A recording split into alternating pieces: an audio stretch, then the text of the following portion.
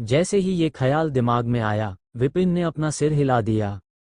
मो फैमिली तो लोहे की तरह सख्त थी। उसे बाहर निकलने से पहले प्रॉपर पहचान की ज़रूरत थी और खुलेआम बाहर जाना पड़ता। अगर वो चुपचाप निकल सकता तो बहुत पहले ही निकल गया होता, अब तक रुका नहीं होता। नहीं, मैं इसे कैसे मार सकता हूँ, ये सोचा, और फिर दिमाग में एक नया शक उठने लगा। वो कई दिनों से इस घोड़े को लेकर परेशान था। जितनी बार वो उसे कंट्रोल करने की कोशिश करता, उतनी ही बुरी तरह उसे पीटा जाता। लेकिन आज अचानक ऐसा कैसे हो गया? उसने सारे इंसिडेंट्स को दिमाग में फिर से दोहराया और खुद को अपनी नई दुनिया को देखने से रोक नहीं पाया। ये एक ऐसी जगह थी जो सोर्स एनर्जी को अब्जॉर्ब करके बनाई गई थी। इसका स्ट्रक्चर आसमान जैसा था, जिसमें जमीन, पहाड़, महासागर, पेड़ पौधे और जानवर सब कुछ था।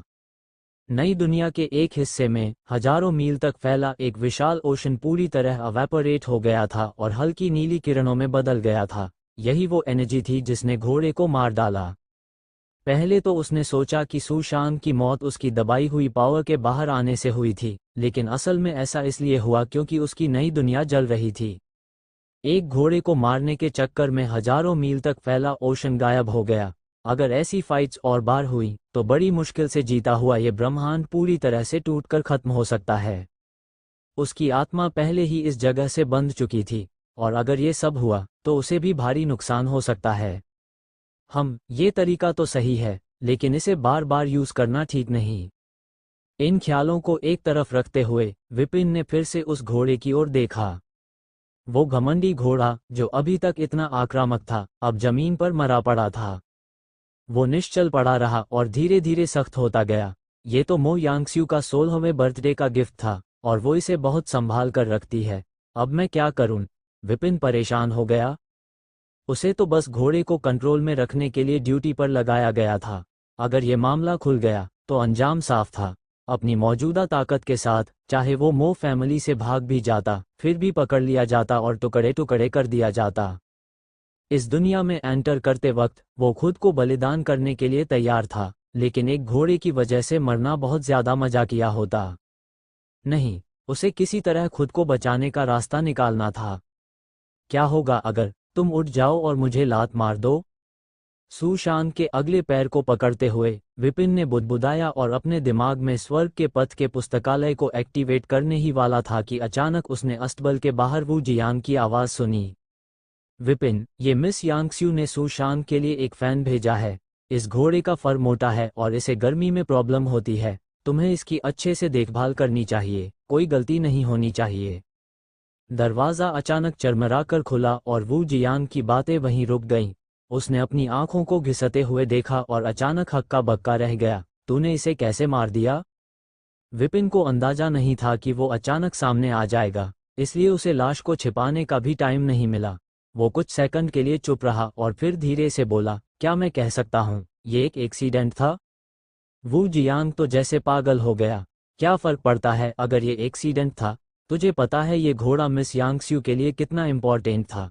अगर तू मर गया तो कोई बात नहीं, पर मुझे अपने साथ क्यों घसीट रहा है? नहीं, मैं तेरे साथ सजा नहीं पा सकता। रुक, अगर मैं रिपोर्ट कर दूं तो शायद मुझे सजा से बचने का चांस मिल जाए। वो 2 कदम पीछे हटा और फिर मुड़कर बाहर की तरफ भागा, 1 सेकंड में गायब हो गया।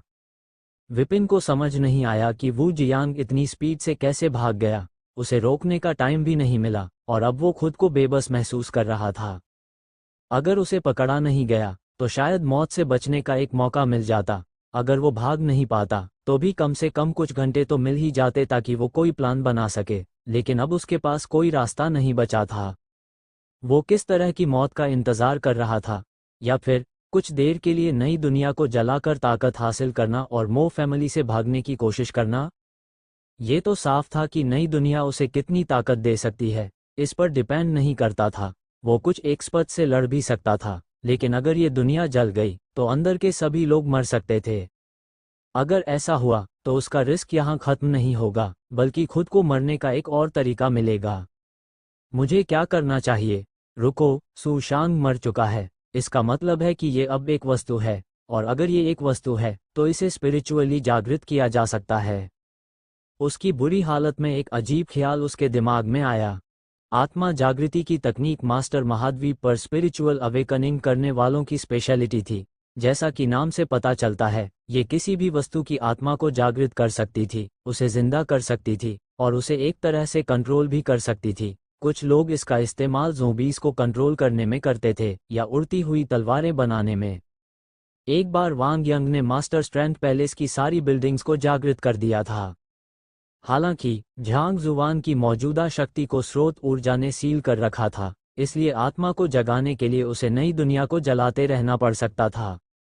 लेकिन ये कम से कम नुकसान वाला ऑप्शन लग रहा था, तो झांग जुवान ने बिना ज्यादा सोचे सुशांत के बेजान शरीर की ओर अपनी उंगली बढ़ाई और उसे स्पिरिचुअली अवेकन करने की कोशिश की। धमाका! नई दुनिया में 1,00,000 मील लंबी पहाड़ी श्रृंखला टूटकर प्रकाश की एक तेज किरण में बदल गई। फैंग जिन, मैंने अपनी आंखों से देखा है। जैसे ही मैं अंदर गया, विपिन ने सुशांत को मारा और फिर वो घोड़ा जमीन पर गिर पड़ा, सांस तक नहीं ले रहा था। विपिन अभी अभी सुशांत के माथे पर हाथ रख ही रहा था कि वू जियांग ने कोर्ट रूम में जाकर सब उगल दिया। उसके बाद स्प्लिट स्टेप्स की आवाजें आईं। चिरमराहट, दरवाजा जोर से खुला और सबसे पहले फैंग जिन अंदर आए। उनकी घबराहट चेहरे पर साफ थी। वू जियांग की रिपोर्ट ने उन्हें पूरी तरह से झकझोर दिया था। अस्तबल का नज़ारा तुरंत सामने आ गया। विपिन जमीन पर बैठे घोड़े के सिर को सहला रहा था, जबकि घोड़ा पूरी तरह से निश्चल था। ऐसा लग रहा था जैसे वो मर चुका हो। फैंग जिन का चेहरा तमतमा गया।